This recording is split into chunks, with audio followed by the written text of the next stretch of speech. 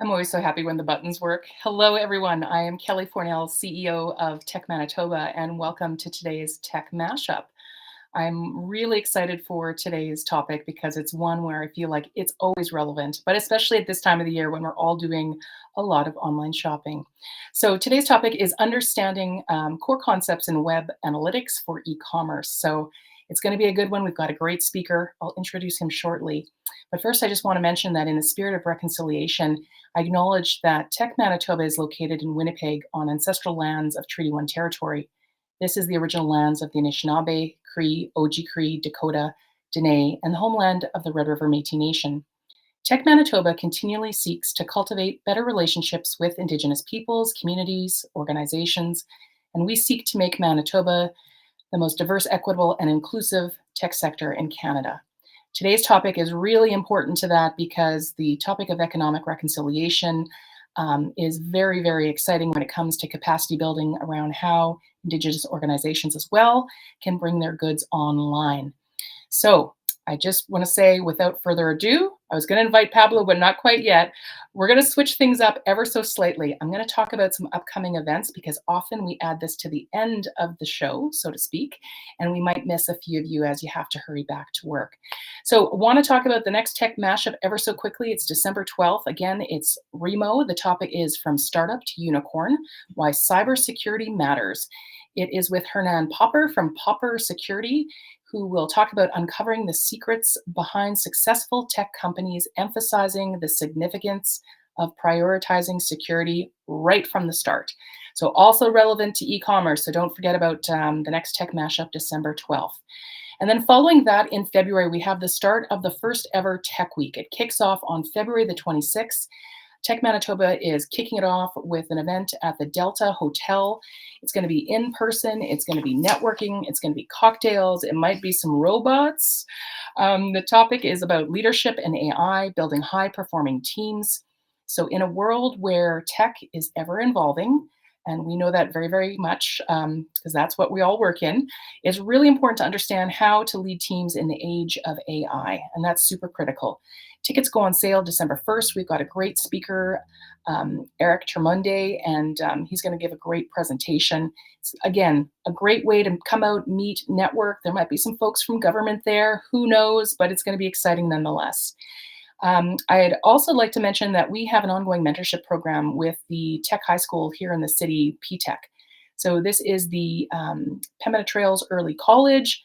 We also talk about it as the it used to go by, Pathways to Tech Education. It is based out of the new Bison High School. But what we're looking for are mentors. So if you like to talk about, something that you're an expert in, if you like working with youth, this is a very minimal time commitment. It is 8 one-hour meetings with the students. And it's just a wonderful way to help to motivate and be inspired as well by the upcoming talent that we have here in the city. So if you want to get more information about that, see the link in the chat or click on the banner on the conferencing floor for more information. Once again, that's mentoring for the PTech High School here in the city. Okay. Well, for what you came for, without further ado, today we are joined very luckily by Paulo Fernandes, the co-founder and lead developer at Luscious Orange. Luscious Orange is a digital agency based out of Winnipeg. Pablo manages the company's cross-disciplinary team. He specializes in finding balance between design, programming, and content, and that's a very hard balance, so that's a wonderful thing to specialize in. As part of an agency, Pablo focuses on understanding the different perspectives from both his clients and his team members. After years and years of working on collaborative work with a wide range of clients, he's built a skill in appreciating different points of view and explaining web topics in a way that doesn't make you feel like an idiot. And that's a really special skill set. So please help me welcome Paulo. Without further ado, I will exit the virtual stage. Over to you. Okay. Hello, everyone. Welcome. Let me just get the screen sharing going here. Okay. So, yes, I'm Paulo Fernandes. I'm born and raised here in Winnipeg. I'm the co-founder, lead web developer at Luscious Orange. We're a web and digital agency. Our specialty is building and making websites and the things that go around that. That, of course, leads to content strategy, data systems, custom web solutions, And of course, a critical piece of that is analytics. So I always like to talk about what to expect whenever I do a talk. So we're talking about core concepts. This is the basis of how things work. Okay. And today's focus is primarily around Google Analytics because we're talking about web analytics. However, a lot of the principles we are going to learn apply to broader topics. And the same is true from the fact that we're talking about an e-commerce perspective. We're going to focus and try to make my example as much as possible talk about e-commerce. But again, this applies to the broader notion of analytics and data tracking. And lastly, today, the focus is on knowledge growth. This isn't a tips and tricks sort of talk. This is, do you get how this works? Have I explained something so that when you go back and do the work, you have a better understanding of what's actually going on? So that's what today's focus is. To that extent, we're going to cover three main topics here. The first is just the core of how web analytics works. You'd be surprised how many people use these tools day to day and don't actually know what's going on. They learn to use the mechanisms, they become good at it. I'm not saying they're not competent in what they're doing, but there's a shocking number of people who don't understand what's actually going on under the hood. The second, of course, is acquisition and campaigns, which is an extension of that. But that's really talking about how people get to your website and how to make sure you track it properly. And then finally, analysis and reporting. You can have all the data in the world, but if you don't know what to do with it and how to analyze it, it doesn't help you much. So we'll jump right in here. So how web analytics works. So this is going to be sort of the core nuts and bolts of how Google Analytics sort of operates. Now, you will see some code here only because I'm just trying to give examples, and it's useful if someone comes and watches this later. So how does this even work? So first off, let's quickly make sure we understand how websites work, okay? Since the dawn of the World Wide Web, when you load a website in a browser, you type in a URL, you type in words, letters, okay? That sends a request to a web server. The web server sends a response. That response, in this case, is quite often just like an HTML file, a single HTML file. The browser is the thing that looks at HTML and says, oh, I need more stuff. I better go get those too. And it sends additional requests, okay? Websites are loaded as pieces. Every image, every video, every style sheet, every script, all that stuff is downloaded independently. And then the browser puts it all together and spits out a page for you, okay? Loads one page, not the whole website. Websites are just a collection of things mashed together. It loads one single page, okay? And if you want code to run on that browser to perform actions like tracking, you need to tell the browser to go get it, okay? And that code below there is something that most of you have either understood or have asked someone else to paste in before, or if not, it's been implemented without you knowing. Okay, that is the basic code to load Google Analytics tracking. Okay, that yellow line there is that line of code that says, hey, go get this library. Okay, when this page loads, you're going to go and get me that library and load it as one of the many things loading on this page on their browser, on their device, their laptop, their phone, whatever. Okay, then we have a bunch of lines in white, which is like, hey, we need to do some stuff. And that final line there is when we actually say, hey, Google Analytics, start tracking. Here we go, okay? Configure. And the last piece there is in red is what's called the measurement ID. And keep in mind, everything I'm talking about is Google Analytics 4. The old Analytics is dead. I'm not going to talk about it. So everything here is about Google Analytics 4. That's the measurement ID, okay? That is a unique collection of letters and numbers that lets Google Analytics know not just to start tracking, but to how to associate the results. They're associated with your account, right? So that's why you can have multiple websites and multiple things tracked in Google Analytics. That code says, what is this associated with? And truthfully, if you think about other tracking pixels or tracking software that you're asked to install, they all kind of do the same thing. Go load a library, start tracking, send the call home to send the results. The Meta Facebook Pixel, TikTok, Hotjar, all these kind of solutions, if you are asked to install some tracking software on a website and you want to track user behavior, it's doing this. Now, at its core of what happens when we do Google Analytics is we're actually talking about events. This is a very common term for anyone who does web programming because an event is any action that happens on a page. And as programmers, we can what's called listen for these events. So we can say, hey, if someone clicks here or someone does this, perform an action. It's how you make interactive websites. Okay. So events are happening all the time. And Google Analytics 4 is entirely event driven. And by default, there's a whole bunch of events it just tracks, and you can see them at the top right corner there. So things like click and page view and submitting a form, scrolling, the first visit, all these things are events that Google Analytics just can detect and then says, "Oh, it's like, hey, this just happened."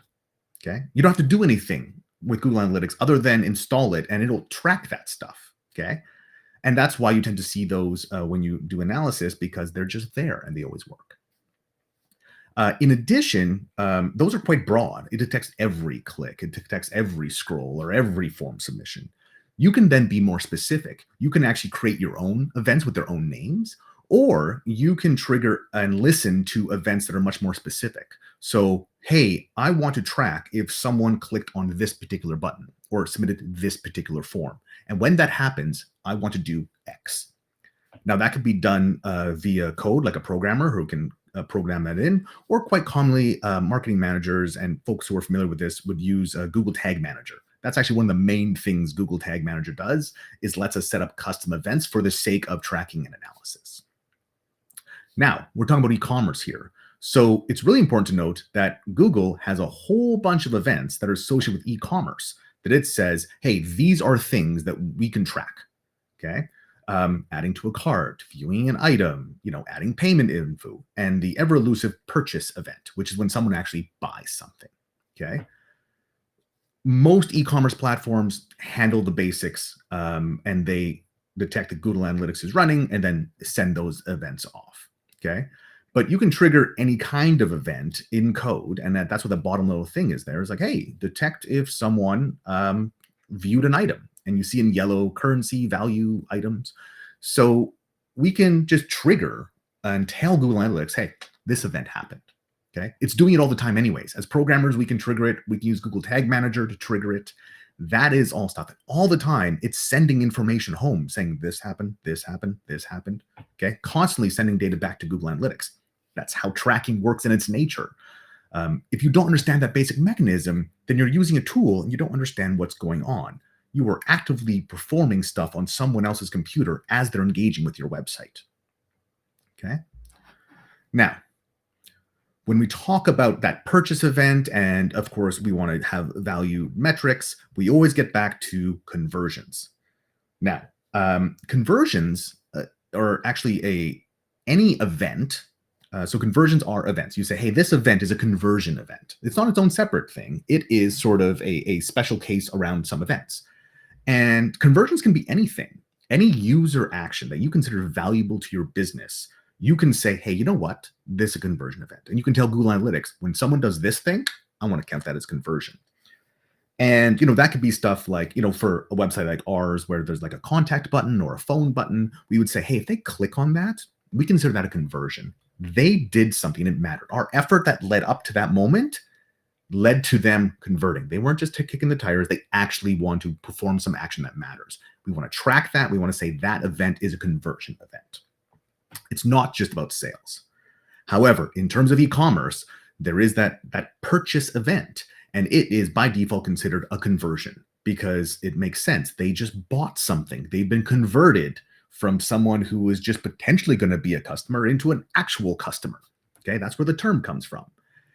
And what you're seeing there is the actual code that would get sent to Google Analytics. And this is pretty much a copy paste from Google's documentation. Okay. So again, with this G tag, send an event, and I'm going to send a purchase event, and then here's some details. Okay. And I want everyone to recognize when we send an event, when we say, hey, a purchase happened, we're not just saying, it's not just a yes or no, oh, a purchase happened. We are actually, or should be, or can, depending what verb you want to use here, we can send a remarkable amount of information to Google Analytics. We can tell them how much was spent, what the transaction ID, what currency we were in, if there was a coupon, and then even the list in pink of all the actual items they purchased and how many. We can send essentially the full details of whatever the checkout process was. Okay. And that can all be sent. And for all these other kinds of events that happen related to e-commerce transactions, like adding to the cart or checking a promo, we can trigger and listen for those events and send them. What is really important to understand here is people often attribute like knowledge and intent to code. Google Analytics has no idea how your site works. None. Okay, that's not its job. Its job is not to understand and try to guess when a purchase happens. Say, oh, I think that's a purchase. Let me go track some information. No, it doesn't have access to that stuff. Okay. You, being either the programmer or the tool you're using or whatever, must inform Google Analytics. These integrations have to happen. Otherwise, the data doesn't get sent. Okay. So whatever e-commerce platform you're using, they need to be the ones to inform Google Analytics. It knows when a purchase happened, it knows the details of the purchase, and it should send it along. Okay. If you're doing something that's one-off or strange, you might have to pass that information along, right? You work with your developers, or you figure out how it's going, or maybe Google Tag Manager, you can use that. Regardless of what we're talking about and how it operates, it's critical to know that this must be sent by your website to Google Analytics. Okay. And the same is actually true for any type of tracking software. Meta's Instagram and Meta Facebook Pixel has the same functionality. And it says like, yeah, here's, if you want to send us information about purchases, here's how you do it. TikTok, same thing. If you want to send information about purchases, here's how you do it. Okay. You must make Google Analytics send this information. Hopefully a bunch of this stuff is just being done behind the scenes automatically and it's just in there. But if you're not seeing it, that's why. So it's a core mechanism of how this stuff all works. And the last topic in this sort of meat and potatoes kind of stuff is sessions and users. This is definitely something that's come up a lot more in Google Analytics 4. So let's differentiate what these things are. So a session is when we have a group of human interactions that happen in a given time frame. So you load a page, you load another page, you click, you scroll, you're doing stuff. Essentially, from a programmer's perspective, you're triggering events, you're doing stuff. As long as you keep on doing stuff, that's considered one session. Okay. And by default, it'll end, the session ends when there's 30 minutes of inactivity. You haven't done anything in a while. Okay. So yeah, that session ended. Separate from that, we have a user. And users are a bit more complex because users should ideally correlate to a human being, right? Paulo was on your website. And so there's a bunch of different things that Google Analytics can do to recognize if it's the same person. So users can actually span across multiple sessions and multiple devices. Some of the stuff it uses would be if you actually log in and send the user ID, which are those two examples on the right there. So you can your website can actively say, hey, this user's logged in and here's some stuff about them, that middle example there with the subscriber and VIP values. You can also just pass it into what's called the data layer. So if you're working with developers and folks who spend a lot of time in Google Tag Manager, they might say, hey, can you push the user ID? Again, Google Analytics has no idea what the user ID is. Your system has a user ID. Your system needs to inform it. Okay. This is active choices in code that we make. But if you look at the example below there, you can see what we're sort of talking about. So imagine a scenario where someone, for whatever reason, loads your website. Okay. And they load it for the first time. That's a new user and a new session being started on the left there. So user and then session one. We do some stuff and then a phone call comes in, or, gotta go pick up your kids, whatever. You put your phone down for more than 30 minutes. And then sometime later, like, oh, I should get back to that. And so you crack your phone open again and you go back to browsing. Well, guess what? They would consider that a single user because Google Analytics can determine that you're the same person, the same phone in the same browser session. In the same, I'm not using the word session there, in the same, it texted the same human. But from Google Analytics perspective, it's calling it a separate session because you put the phone down. It's been more than 30 minutes, okay? So in that scenario, it's one user with two sessions. And these concepts are at the core of how Google Analytics tracks and operates. Now, with that baseline, we can get into some of the stuff that's probably a bit more relevant to things you want to do in terms of e-commerce. And so we're going to talk about acquisition, which is like how do people get to our website, and campaigns, which is a specific topic in terms of how we make sure that we get the right information coming in. So I'm going to first start with basic acquisition tracking. Okay. So let's pretend that I always oftentimes say, like, let's play computer. Let's pretend I'm the computer. Okay. So I'm the browser and I'm Google Analytics. So I'm running on your website. I'm Google Analytics. A page loads. Unless you give me more information, all I can really use is what's in front of me. I can analyze the page that just loaded, and I know where they came from. Okay. So acquisition is about understanding how people arrived at your website. Okay. And the little diagram there, you see like all those different sources, mail, Google, just typed it right in the browser. They hit a QR code, social media. Think of all the different ways that people come to your website. Okay. Acquisition is about the starting point of how they got there. Okay. And one of the core topics is something called the source. Where did you come from? Now, again, Google Analytics by default will interpret this based on the URL, the literal address where you came from, not the URL you're loading, not your website's URL, but where you came from. So that's the source. And in general, it will knock off anything that's a www. It'll exclude the details after just like the main domain. And it'll do its best to sort of categorize these and group them together. Okay. So all the traffic that came from facebook.com, doesn't matter where, we're going to say the source is facebook.com. Okay. It's not perfect though, because if you look, there's 4 different Facebook sources there. The m dot whatever is usually for mobile. And so, yeah, there's 4 different sources. But in Google Analytics, you would see these sources just for Facebook. Search engines, so Google, Yahoo, tends to be able pretty good to lump them together and just call it like this all stuff came from Google. Other examples like LinkedIn, Wikipedia, and of course, mail.google.com. It didn't come from Google search. It came from mail. That's different. And a common type we see is direct with this, brackets around it. And that means someone typed it right into the browser. Okay. They literally typed, copy, pasted, whatever. They loaded your website and it didn't come from anywhere else. Okay. Which again is valuable, but it's fairly limited in terms of the source. We have to kind of interpret where it came from. There's some naming inconsistency. But Google Analytics, that's all it gets is like, where did you come from and what are you loading? Okay. The second thing that it tends to track is it's called the medium. It's a generalized bucket to describe how they land on your website. And you could do a bunch of stuff, but by default, Google Analytics, again, doesn't have many options here. If it detects it's from a search engine and it's not a paid ad, it's going to call it organic. Okay, organic meaning organic search. Again, this is Google Analytics. It stems from Google. They're very search driven, so it kind of skews towards search results. That's fine. And anything else, it's likely going to be called a referral, which is like you got referred from another website. This is the core mechanism of how the web works. So it's categorized search stuff and then referral stuff. There can be others, and we can work with that. But by default, most stuff gets lumped into these 2 categories, which is useful, but not really super precise.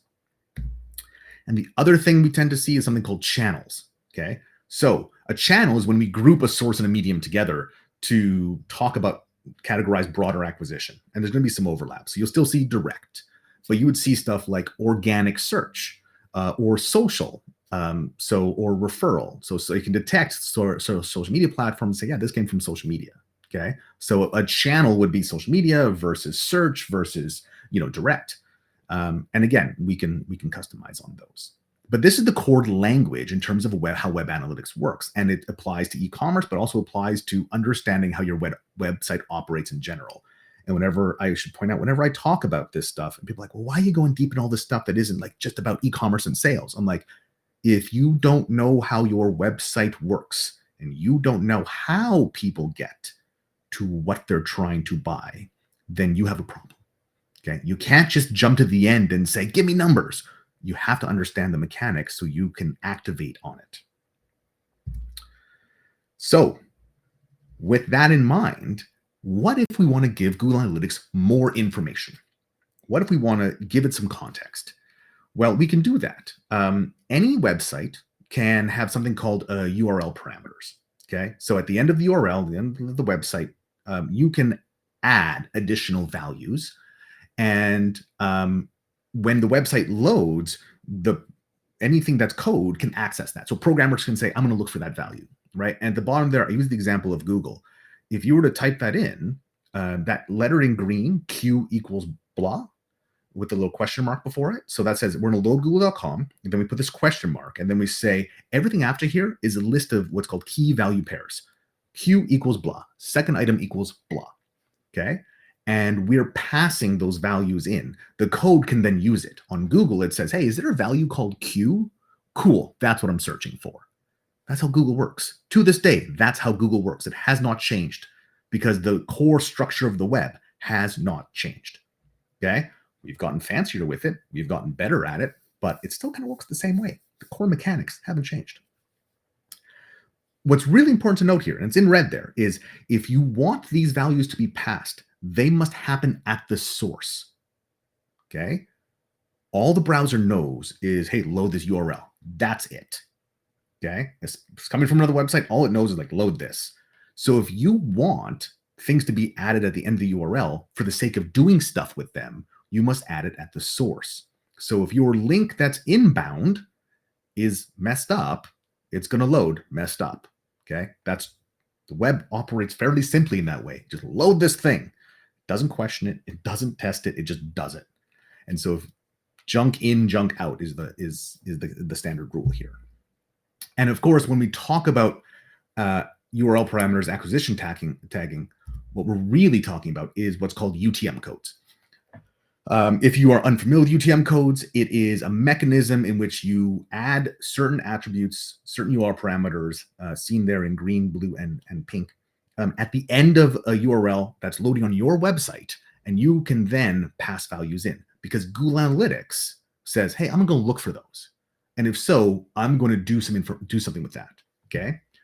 These must be added at the source on any given inbound link to your website, and they must be formatted this way. So there's actually 5 codes. I'm focusing on the 3 that are required. You can add even more detail. Okay. But if I were to type this out or copy and paste it into a browser and I loaded it and that yourstore.com loaded, you were now telling Google Analytics loads it and says, oh, what am I loading? And it's like, hey, is there stuff in the URL? Oh, there is. Cool. Okay, let me go grab the UTM source. Oh, okay. I came from Instagram.com. Let me go grab the medium. I came from paid social. And let me grab the campaign. Oh, I'm part of the holiday 2023 campaign. And Google Analytics takes that data and now attributes it to the entire session, the entire user. Okay. So now it doesn't matter what else that person does because of the acquisition, because it is tagged properly at the source. I have now informed Google Analytics of where it came from, what medium I'm related to, and what campaign I'm a part of. Okay. So ideally, if you're going to be really rigid about it, and if you have some organization who is just a jerk about this stuff, I'm sorry, they're right. Because this has to be configured properly before that email goes out, before that ad goes out, before that post goes out. It has to be there at the start. If you don't add at the beginning, too late, the data just isn't being passed and it's gone. Because all we're doing is saying, like, when you click on this link, I want you to load just not my website, but my website with these additional parameters to inform where I came from. Okay. Every paid ad, every organic social post, every email, every QR code, all of it. Ideally, any inbound link where we want to provide context of where it came from, we do it with UTM codes. And of course, the more common one we talk about is campaign. Now, campaign is used in digital marketing in a whole bunch of ways. If you use running a sort of ad platform, if you do in email marketing, it always attributes campaign. Okay, and so I'm going to talk about it from the sort of pure approach to campaigns. I'm going to use the Remo sort of style, which has like a 1960s cigar lounge vibe. I want you to channel like Mad Men. Okay, traditional. I'm going to run a campaign, a singular effort to promote an idea, a product across all kinds of platforms. Okay, this isn't just about I'm running some ads on Instagram, or oh, I'm going to run some Google ads, or I have a newsletter. It is, are you doing a concerted effort to promote something? Okay. Are you doing a holiday 2023 campaign to drive traffic to your online store so they buy stuff? Okay. And is that campaign being run across 3 or 4 different social media platforms with promo links and QR codes, and then also with Google ads and maybe the newsletter? Well, ideally, all those inbound links would all have the exact same campaign code in it, because Google Analytics looks at that from the other side and says, oh, let me analyze this campaign. Oh, some traffic came from here. Some traffic came from here. Oh, this is how much traffic came from organic Instagram. This is how much traffic came from paid Google ads. This is how much traffic came from those newsletters you sent out. If we can't categorize it, we can't quantify it. Okay. And so you might have other campaigns like Early Bird. We work with a few events, and Early Bird is a whole separate campaign, has a different angle, has a different audience, right? You might have some that are just, promoting a certain aspect or promoting to certain people. Okay. How you define your campaigns is up to you, but you must choose these values. You must be they're case sensitive. They must be exact for them to be matched up together. Okay. And the example I oftentimes use is like Ford or any motor company. Okay. Imagine you are in charge of selling the F-150 for 2024. Think of the scale of that campaign, right? Video ads, print ads, all the social media, emails, newsletters, think of all the different ways you might want to drive traffic to the Ford website for the F-150. Okay. Think of the audience you're trying to reach, who you're trying to engage with. Think of the kind of people who buy a Ford F-150. Then think of the kind of people who buy a Ford Mustang. Different advertising mat, different ad mats, different visuals, completely different campaign. And then take what ads you would sort of run for a small, purely electric vehicle that's meant to be worked in downtown busy cities. Completely different ads, completely different campaigns. Okay. That's how I want people thinking about campaigns. The more you can get those in sync, the easier it is to analyze and see what on earth happened. Okay. How did people spend money on your website? Where did they come from? So I have a sort of a yes and a no. So the yes is like, this is what would look really good. Okay. This is a really nice URL, like we saw. And here's a bad one. And here's a bad one for a bunch of reasons. Okay. So the second one, the UTM source, that first red box, it says IG. Well, guess what? Now I have Instagram, Instagram.com, I.Instagram, M.Instagram, and I got this IG I deal with too. You've just created one more thing I need to go categorize. That's a pain. That's extra analysis and data work. Okay. Second thing, CPC. If you do any sort of advertising, that's cost per click. Why is that bad? Well, because you came from Instagram, but cost per click is purely around search ads. It's a very specific acronym. It's used for search campaigns. So that is a mismatch because that's not how we should categorize the medium on the source. And the third thing is that campaign name. It's gibberish. It's garbage. It's frustrating. Okay. That is not descriptive. That doesn't help me anything. That means I have to now go interpret what on earth that was. Okay. So why are you not using campaign names that make sense? So campaigns is a core part of analytics, and especially for e-commerce, because you're going to drive traffic to your website with, I'm assuming, the premise of making money. And so you should probably know where those people came from. So let's tie it all together. Okay. Step one, we run an Instagram ad. Cool. Someone clicks on the ad and they're sent to our landing website page, whatever it is, and we pass along the UTM codes. In orange is some of the data we're going to send to Google Analytics when that happens. Hey, first visit, session start, page view, clicks, scrolls, whatever. And then we're all going to pass along the medium, the source, the medium, and the campaign from the UTM codes that we pass in the URL. You can see if those weren't there, too late, it's gone. All this traffic is no longer categorized with that campaign or that source or that medium you provided. Google's Analytics is going to do its best guess. All of this is attributed to the same session and the same user. So all these events and all these things are now attributed with the session and user. And in fact, the campaign action is all associated with this session and user. Okay. Then step three, people don't just show up on a website and give you money immediately. They do stuff. They browse, they add to cart, they do those kind of things. And hopefully, whatever tool we're using is sending that information, those optional purchase events, those optional e-commerce events, to Google Analytics as well. Again, someone's got to tell them. They don't know. Okay. Someone being code somewhere. Some nerd types some stuff out that triggered this and detects it. Okay. And you can see how that's case by case. Every e-commerce platform works differently. So it's got to be kind of baked into the platform. They might do other stuff like log in. It's like, great, let's send them the user ID. Okay, so they logged in. So now we're going to attribute this whole thing not just to, what we think is a session, but user ID number 1234. Okay. And then finally, after all that, they make a purchase and ding, that's a conversion event. Okay. And we send all that purchase data as well. All of this stuff is tied together. Google Analytics is considering this as a single interaction with many events Many interactions, all associated with a campaign, all coming from acquisition point of the source and medium. Okay, that is what's actually going on when we deal with acquisition and campaigns. So, analysis and reporting. Everyone has lots of data. There's no shortage of data. I imagine most, if not all of you, have Google Analytics installed on your website, and I would guess 50% of you never look at it because you don't have time because life is busy. And you say that'd be nice, but you go in there and there's some graphs. You're like, okay, things look good, right? That's why we have to build infrastructure around this stuff. Okay. Yes, it's an amazing, powerful tool, but you're likely not taking advantage of it. And it's because of data overload. Okay. You can have all the data you want. More data doesn't matter if you don't do anything good with it. Okay.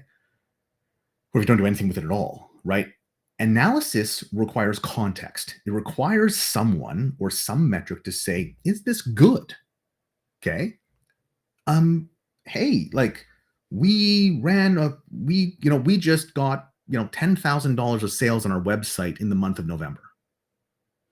Okay. If you're a small local shop, that's probably a very good November. If you're Ford, you're probably going bankrupt. Okay. Context matters. How good is $10,000 in November? And what do you measure that against? Okay. Are you measuring it to last November? Are you measuring it against last month? Did you have a certain goal set for November? How much does 10,000 compare to the total sales? Like if you're doing $1 million in person and you're getting $10,000 online, well, that's very different than if you're doing 20,000 in person and 10,000 online. Okay. It requires context. All data requires context. The reason people collect a bunch of data and don't do anything with it is they have no measurement of how to identify if it's good. So when we're talking about analysis and reporting, we need to understand how we talk about data, okay? And if we're talking about e-commerce data, we're usually talking about sales. And so we're measuring it against something, okay? So all web data is filtered within a time frame. It has to be. That is a core metric, is like in what time frame we're talking about, okay? So oftentimes use calendar values. So, weekly, monthly, quarterly, annually, okay? Those are common metrics measurement dimensions we would use. You could have other unique cyclical dates, fiscal years, annual events that sort of run offset. You want to compare the timeline from last event to this event. Or if you have campaigns, you might want to look at the time frame where this campaign ran, okay? And regardless, if this is not even Google Analytics, but just like data analysis in general, you have to understand what time frame you're pulling the data from. And again, if we are going to provide context to whatever we just found, we also need a comparison time frame. Okay, a number by itself doesn't mean much. Again, that $10,000 value in a bubble is kind of worthless. Like, good for you, yay, but what does that mean? Okay, you need a comparison to tell you if something is better or worse. Okay, so is it compared to the same month last year? And then even when you're talking about comparisons, how do you show the change, the rate of change? Do you use a percentage? Or do you use absolute change? Okay, so percentage would be like, hey, you're up 10%. Okay, as opposed to absolute change, which is, it was 50, now it's 100. Okay, and oftentimes you care about more than one comparison time frame. You might be comparing week to week, but you also want to know what you did last year. Okay, so it's quite possible multiple comparison time frames. And now this language is very much specific to Google Analytics. It does show up in other places though. But you cannot talk about reporting analytics without understanding dimensions and metrics, okay? A dimension is a thing that describes the data. It's the thing that's commonly being measured. So an example would be event name. Break it down by the event name. Or the page path. Hey, show me different pages that were loaded. Or campaign. Show me data, but only show it for this campaign, or show it across these campaigns, or break it down by campaign, okay? Metrics are numbers, quantitative measurements. So you might have a bunch of different events that happen, but the metric would be, well, what's the event count? The event name is click. Great. How many clicks were there? Okay. You have different pages. Great. How many times are they viewed? You have a campaign. Okay. What's the total revenue for that campaign? And all of this is done within a time frame because everything's based around time frame. And we can't possibly talk about e-commerce metrics without talking about conversion rate. So again, in Google Analytics 4, there's actually 2 metrics for conversion rate. And once we understand how users and sessions work, we get why there's 2 different conversion rates. Because again, what we are talking about is what percentage did something happen, okay? So the formulas are there, and they're not overly complicated. Go get all the users that had a conversion and divide it by all the users in total, and times it by 100, we get a percentage. Okay, same thing with all the sessions that had a conversion. Okay, and so what I want to consider here is the example below. We have 2 different people, user 1 and user 2 in blue. Each of them did the same thing we talked about. Load on their phone, put their phone down for more than half an hour, picked it back up again. Okay, user 1 did that and then nothing happened. User 2 did that, but at the end, in session 4, they made a purchase. Ding, conversion. Okay, so if this was your complete data set, okay, if this was all the data we had, then we would say that this has a user conversion rate of 50%. There were 2 users and 1 of them purchased. 1 divided by 2, 50%. Okay, same thing if the session conversion rate is 25%. 1 of the 4 sessions led to a conversion.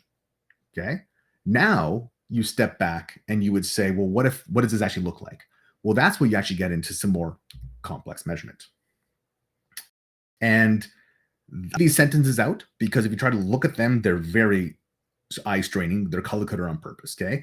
So when you start getting into analysis, you have to be able to frame this way. So I want a list of all the campaigns for this year with showing the number of page views, users, conversions, and conversion rates. That is a totally normal sentence that anyone who does analytics would expect to have. Hey, I ran some campaigns. How much money? How good? How good? Like, is this good? Break it down by campaign for me. So in that case, the campaign is the dimension. It's the thing we're going to analyze and break it down by. The year, 1 year is the time filter, right? Everything is filtered based on time. And then the metrics are page views, users, conversions, and conversion rates. Okay. What if I want a list of all the events? Then when I say events, I mean like Google Analytics, things that occurred. So break it down by event, click, page view, whatever. From the previous month, on the home page, which is the dimension filter. So I just even though I'm going to break it down by event name, but I also want to break it down so only stuff where the page was actually the home page. Okay. And then I want to show the event count and number of users. And then I want to compare it to last year's month, in the same month last year. That's the comparison. Okay. You can imagine that list. Here's all the events. Okay. Just that happened on the homepage. And here's the event count and number of users. And then here's a percentage difference of how that metric compared to last year for each metric.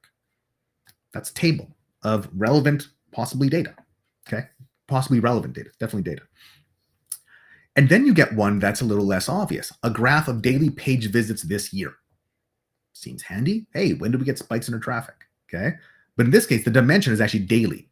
Because what are we doing? We're taking the data and we're breaking it up by day. The dimension is the day of the okay. Page visits is the metric. That's the thing we're going to graph. And the time filter is 1 year. Okay. So once you understand the language of web analytics and you can say what you're trying to figure out, then it gets a bit easier to get into reporting. Google Analytics, oh, amazing, powerful, one of the craziest pieces of free software you're ever going to find in your life, okay? Everyone knows why it's free because they want all the data. That's fine. It does so much, and it is crazy powerful, okay? Every other tool you're using also has analytics and data, and they're also valuable to business. I am not sitting here saying you should do everything Google Analytics. No, every platform has its own unique specialized data, and you have to use that. Hopefully you're working with someone who specializes in that platform. So if you're doing social media, organic social media, hopefully someone is tuning that to get the best out of it. If you're running ads, hopefully someone is tuning those ads to get the best out of it, okay? The problem is you can't just look at it from one spot. And at its core, reporting is a documentation infrastructure problem, okay? Every time someone fails at getting good reports is because it doesn't work fast enough. It is not consistent enough. It becomes the burden that people drop when life gets busy. So we can't talk about analyzing how good your monthly sales were if we can't build reports that make sense. And all these tools offer reports, and that's great, okay? But you have to go look them up. And that's why people set meetings for reviews of stuff, because it forces you to look at the data, okay? That's infrastructure. Okay. If no one asked you to analyze last month's purchases, would anyone look at them? Okay. So there's a trigger to say, I need to look at something.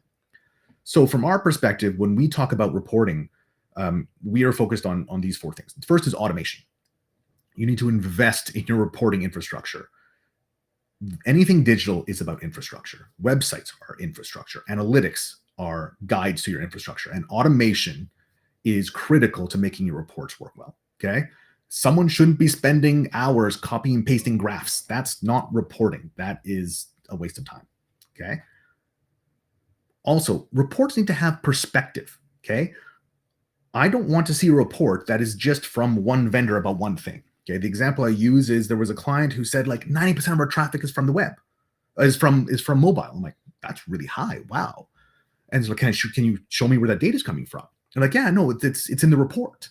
And so they were working with an advertiser and they were running ads for them. Great. The ads were doing well. And they said, yeah, look, 90% of the traffic comes from mobile. And they're like, okay, well, that's not your web traffic. That is the traffic that was triggered from ads. And yeah, if you ever think about how often you trigger and interact with ads, it happens on your phone way more often than it happens on a desktop. So it makes sense that the ad traffic would be skewed towards mobile. It's just way more efficient to serve up ads to people on mobile. Okay. When I'm going to look at the actual analytics, the true top-down perspective on traffic on the website, it was in the norms around like 60 to 70%. Okay. So perspective is important. You can't just, if you analyze data and you have it too narrow, it'll give you a false reading, right? You can get false positives. Analysis, okay, so data and graph and composition of the report should be automated. The analysis should not. A human should interpret that data, identify what matters and why. Otherwise, it's a bunch of graphs, okay? Someone needs to step in and say, like, what does this mean, okay? And if you're good at it, you start building in metrics that kind of lead to that stuff, that kind of identify, like, ooh, hey, we see this giant spike. What happened there, okay? A human will then say, like, oh, yeah, we had that article in the newspaper and we got a bunch of attention that day. Okay, cool, right? That's hindsight. Hopefully you capitalized on it, but you definitely got some traffic out of it. Okay, a human needs to interpret that. And lastly is refine. The frustration with reporting is you build it, you're like, hey, I built the report, it's done, and you never touch it again. This is iterative. This is can be exhausting to build out. The first version probably doesn't really have the right KPIs in it. Your KPIs, your goals might change. The kind of things you're looking at might change. You might realize there's something else you want to add to the report. You want to go and change what you're looking at. Maybe you're like, oh, we never look at this page. We should just get rid of it. It's in the way. Okay. You have to refine and build your reporting as you go. So quickly, I'll go through how we build reports. So we actually use something called Google, formerly Google Data Studio. Main reason is platform agnostic. It isn't coming from just one source or the other. This isn't Google Analytics. This is a generalized tool for building and doing data analysis. Okay. It's customizable. It's actually could be a little daunting because you actually start with a blank slate. It's free. So it'll integrate with all of Google. It's a Google product. So like Google Analytics, Search Console, YouTube, you want to tie in like Google Sheets to bring in data, all that stuff just works for free. It has a huge amount of connectors. So again, we can pull in data sources from other sources to build a truly top level report. And it's programmable. We've actually built our own connectors to pull in custom data from our websites, which for us is important because we spend a lot of time doing custom work here. So that's what this looks like. We have a bunch of data sources. Now, I haven't even built for all of these, right? I've never had a need to build with all of these, but I know they're there. I know that if someone says, hey, we want to build a report and we have a bunch of custom stuff and we want to pull in stuff from QuickBooks and Stripe to do with some transaction stuff, right? You're like, hey, and if you're like, I want a report that shows me how many online sales each campaign made and what percentage of those sales were compared to the total sales this month, in that same month. There's a way to do it, right? I need to connect this to to QuickBooks. I need to pull the total amount of sales done in November. I need to go break it down by campaign and then list it next to it to show you the percentage of total sales, right? Is that valuable to you? I don't know. If you're trying to quantify how much money you spent on a campaign, well, you got to pull that from the actual source, right? If you want to run ads on Instagram, you need to go to Instagram ads and pull how much money did I spend on this campaign, right? And then I need to say how much did this convert to, and I need to cross-reference that data against the full how much money I made all month. Okay, that's a complicated thing to build. It requires connecting to multiple sources and providing a top-level agnostic perspective on what we're looking at here. Okay, but so we have data source. Again, I'm a data nerd. I build databases for a living. So we have a data sources. We run that through Looker, and then we use that to generate reports. Okay, so we do a monthly report. Okay, now everyone gets the same report, and we have a whole bunch of pages. More, it's fine, it's better. The front page is the human analysis. It's like, hey, so you're about to look at a 12-page report. Good, no one's going to read this 12-page report because everyone's busy. Here are the things you should care about. Okay. So final thoughts. You are the ones, you being the organization, if you're an agency, then it's your clients, that need to identify the data, the metrics, the KPIs that matter and ensure they're being collected and properly tracked. Okay. Focus on the big picture. Don't get caught up in vanity metrics. Okay. If someone says, oh, we got like 10,000 views, I'm like, good. That's amazing. That is genuinely a great thing. Did you see a spike? Okay. If that is something that matters, cool. Prove it to me. Show me a graph of those likes. Show me a graph of sales online. Show me, if it's an Instagram ad, show me a graph of sales on traffic that came from Instagram. Okay. Show me a sales of online sales and total sales. Show it. Okay. If that matters, then we should be able to prove it. If it doesn't matter, then we should stop talking about it because clearly that doesn't drive traffic. Okay. So you have to know how your business, I'm not saying that's good or bad. I'm not knocking it, or like there's many businesses where views equate to money. And if it is, wow, do you have to focus on getting views because that's where your money comes from. But if it's not, stop talking about it. Okay. Analytics is overwhelming. So, start small. If you're building these internally, figure out how it all works. Or if it's overwhelming, find a partner who can help you build it. And lastly, reports have an audience. It's not data for data's sake. You are building a report for someone. Who is it for? Is it for the director of marketing? Is it for the VP? Is it for whoever? Reports get generated for people. So always be aware of that. So that's everything in my brain. If you want to get a hold of me, here I am. And I think at this point, I'm going to stop talking. And we're going to jump over, and I think Kelly's going to join me now. And we're going to keep on chatting. I'm going to stop sharing. Paulo, I feel like we scratched the surface with your knowledge, and what you shared in the last little while there was probably the most comprehensive overview of e-commerce and how data makes it so relevant that I've ever heard. So amazing, amazing job. Thank you so much. Round of applause, thumbs up virtually. The little icons are in the bottom right. Let's I can speak. Let's show